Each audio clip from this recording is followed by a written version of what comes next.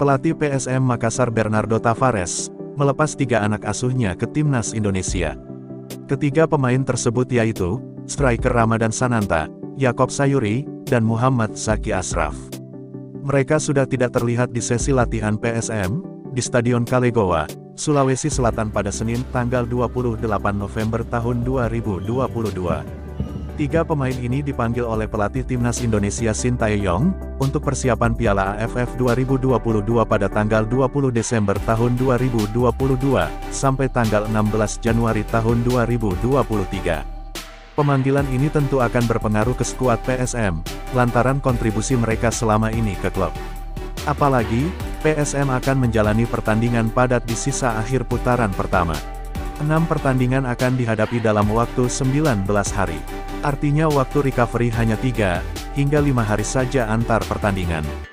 Bernardo Tavares pun tidak bisa berbuat banyak, dengan pemanggilan ketiga pemainnya ke timnas Indonesia. Kalian lihat bagaimana, adakah mereka di sini? Kita boleh buat apa? Ucapnya saat ditemui di Stadion Kalegowa, pada Senin tanggal 28 November tahun 2022.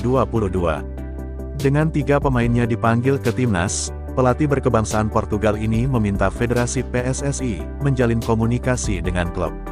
Paling penting bagi saya adalah komunikasi antara Federasi PSSI dengan klub. Komunikasi yang baik, katanya.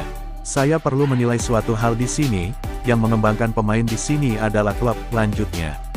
Klublah yang mengembangkan para pemain hari demi hari, menganalisa pertumbuhan dan perkembangan mereka. Pemain timnas tidak akan dipanggil kalau mereka tidak menunjukkan performa di klub, atau mereka tidak main. Jadi tolong juga pikirkan hal tersebut, tegas Tavares. Dia juga meminta agar anak asuhnya tidak dipanggil ke timnas hanya untuk latihan saja.